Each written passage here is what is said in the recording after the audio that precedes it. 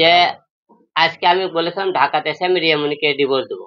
আপনারা সবাই জানেন এই যে বিষয়টা সবাই আপনারা আজকে কথা বলতেছি। আমি পিছনে আপনারা অনেকে আমাদের পুরুষকে বেশিরভাগ মেয়েরা আমাদের একটা কথা বলে হিরো আলমের চরিত্র খারাপ। অন্যান্য পুরুষকে মানুষ যখন তার থেকে চলে যেতে চায় তখন তার চরিত্রটা কিন্তু রিপোর্টটা বেশি দেয়। আমি বলছি যেহেতু তুই এখন আমার ঘরের বউ আছে, তুই অন্য ছেলের সাথে কাজকর্ম করলে আমাকে ডিভোর্স দিয়ে তারপরে কাজকর্ম করবি। রিয়ামণির সাথে ফেসবুকে আমার পরিচয় হলো, দেখি ভালো নাচে ইয়ে করে। তারপরে আমি ওর খবর খবর নিয়ে দেখলাম সে বারে ডান্স করতেছিল বিভিন্ন বারে। ওই মিথ্যা কথা বলতে বার কি আমি চিনি না। আমি ঢাকা শহরে বিভিন্ন বারে আপনারা যাবেন, সে বার চিনে কে চেনে না, বারে দেখলে বুঝতে পারবেন। রিয়ামণি মায়াবন্যার দুই বোনই বারে ডান্স করে। আচ্ছা গেল। তারপরে ওখানে রিয়ামণির সাথে পরিচয় হওয়ার পরে কিছুদিন পরে রিয়ামণির সাথে আপনার সবাই বিয়ে হয়। বিয়ে হওয়ার পরে তার কিছুদিন পরে রিয়ামণি হাতে মনে করেন দেখে সংসারের ক্যাসাল গন্ড হলে সে একটা ছেলের সাথে নাচ গান করে, ডান্সের ভিডিও বানাই বানালে আমি তাকে মনে করি শোনা এসব বললে তো তোমার সাথে কথা হয়নি, তুমি বলছে আপনি এটা আমার কাজ। ওর সাথে কোনোদিন বলতে পারবেন না সে ওর সাথে কাজ লেগে কথা আমি বাদে দ্বিতীয় কোনো কাজ করবে, আমার বাবার সাথে কেন কাজ করবে। সেটা জানেন আগামী 15 তারিখে, গত 15 তারিখে আমার বাবা মারা গেছে, আপনারা সবাই জানেন।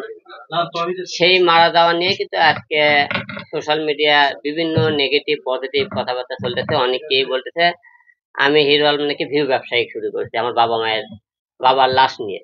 আমি ঢাকায় কখন আসবো, ঢাকায় আসার আমি একদিন সবাইকে বলতাম যে আপনারা অনেকেই আমার থেকে, আমি বললাম একে একে না সবাইকে সাথে একসাথে কথা বলবো। এই জন্য আজকে সবার সাথে একসাথে কথা বলার জন্য ডাকা।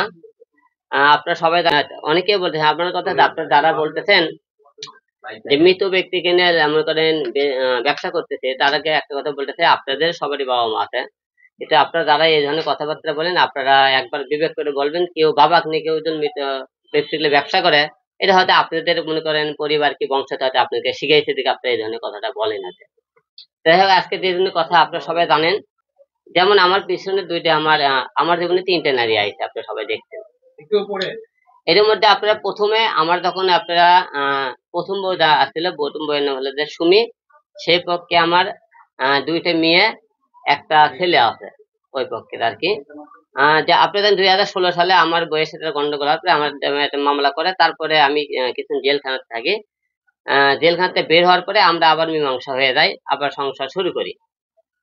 সংসার শুরু করার পরে কিছুদিন পরে সুমি আমার মায়ের সাথে সংসারে বলতে ঝগড়া হয় আর কি।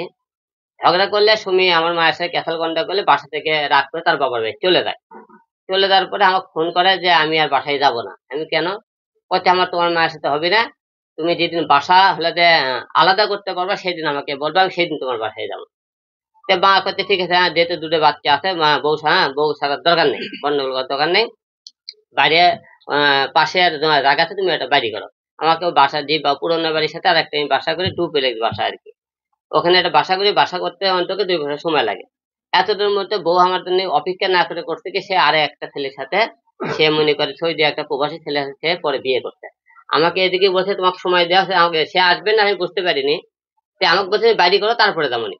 এইরকম হওয়ার পর তারপরে আমি কিছুদিন যাওয়ার পরে আমার জীবনে আসলো নুসরাত। নুসরাতের মিডিয়াতে আপনি কাজ কাম করতে করতে তার সাথে পরিচয় হয়। নুসরাতের বাড়ি হলো যে দিনাজপুর। নুসরাতের আগে বিয়ে হতো, তার একটা মনে করেন ছেলে সন্তান আছে, নুসরাতেরও বিয়ে হয়েছিল। তারপরে আমার সাথে পরিচয় হওয়ার পরে নুসরাতের আমার বিয়ে হয়। বিয়ে হওয়ার কিছুদিন পরে মনে করেন নুসরাতের সাথে ক্যাসাল গন্ডগোল হয়, সাংসারিক ভাবে অনেকেই হয়। তা আমরা দুইজনে 1 মাস মনে করি বিভিন্ন জায়গাতে স্টেজ প্রোগ্রাম করি আমি নুসরাত। প্রোগ্রাম করার পরে হঠাৎ প্রোগ্রাম করে ও রমজানের একদিন আগে ওরাই আমার 2.5 লাখ টাকা লেখা প্রোগ্রাম করে নিয়ে আসি। নিয়ে আসার পরে ওই দীর্ঘ 8 বছর ধরে সে নুসরাত করতে কি দেশের বাড়িতে যায় না, তার বাপ মায়ের পরিবার কাছ থেকে যায় না। তাই আমি করছি এবার ইচ্ছা তুমি তার তোমার বাসায় করো, ঠিক আছে। তারপরে এই কথা মার্কেট করার 50,000 টাকা দাও, আমি কোনো তুমি 30,000 টাকা নিয়ে দাও। সে করছেন আমি ভাবলো তো 50,000 টাকা দেবো, আমি কোন যা যা টাকা সব টাকা নিয়ে চলে যা, ঠিক আছে।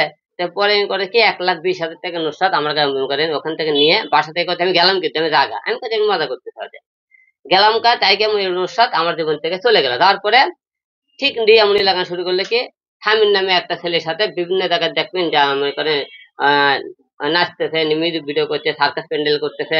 আমি যখন স্বামীর অনেক বিষয়ে ভয় দেখাই, নুসরাতকে ভয় দেখাই, ফিরে আনার জন্য অনেক চেষ্টা করছি। তো ওই আমি বিভিন্ন ভয় ভীতি দেখানোর পরে ছাড়াতে পারি না বিভিন্ন। পরে নুসরাত কিন্তু বাধ্য হয়ে আমাকে ডিভোর্স দিতে। নুসরাত ডিভোর্স দিতে কি কারণে, আমি যখন ওই মুখে কাজকর্ম বন্ধ করে দিলাম তখন কিন্তু নুসরাত আমাকে ডিভোর্স দেয়। নুসরাত ডিভোর্স দেওয়ার পরে তারপরে মনে করেন আবার আমি যখন কাজ কমে যাই এর মধ্যে আমার সাথে কাজ করে হুঁশ পায় না। তারপরে নুসরাত করলো, রিয়া করলো কি, কত ঠিক আছে ভুলে গেছে, আচ্ছা ভুল মাফ করে দিলাম। তারপর হট করে একদিন আরেকদিন করলো কি, যে আমি বাবু থেকে কাবলা থাকতেছিল, আমি থাকতেছিলাম মহানগরে। তো হঠাৎ করে আমি বাড়ি দেওয়া বন্ধ করে দিলাম। তো এর মধ্যে হঠাৎ করে রাত্রিবেলা একদিন হুট করে করছে আমার ঘুম ধরছে, কোনি হঠাৎ ফোন ধরে না, ফোন ধরে না যায়। তো করছে আমার ঘুম ধরছে, এত সকালে আমি ঘুমাবো। তো তাই করে কেমন কেন এত সকালে তো ঘুমানোর সন্দেহ হলো। তারপরে বাসায় গেলাম, বাসায় দেখি রিয়া বাসায় নাই। তারপরে দেখি ঢাকা এজেন্সি দেখি ভালো দেয় ওই 3-4 লোক মদের টেবিলে বসে থাকে, বসে আছে, মদ খাইতেছে আর ডান্স দেওয়ার জন্য রেডি হয়ে আছে। তারপর ঢাকা এজেন্সি ওর মধ্যে যাই মুখে পটাশ পটাশ করে 3-4টা থাপ্পড় মারছে।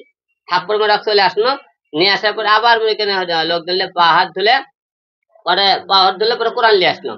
আমি কোরআন সত্যি কথা দিব না, আর কোনোদিন কোন বাইরে যাবি না, মদ খাবি না, কোনোদিন গান করবি না, কথা ঠিক আছে।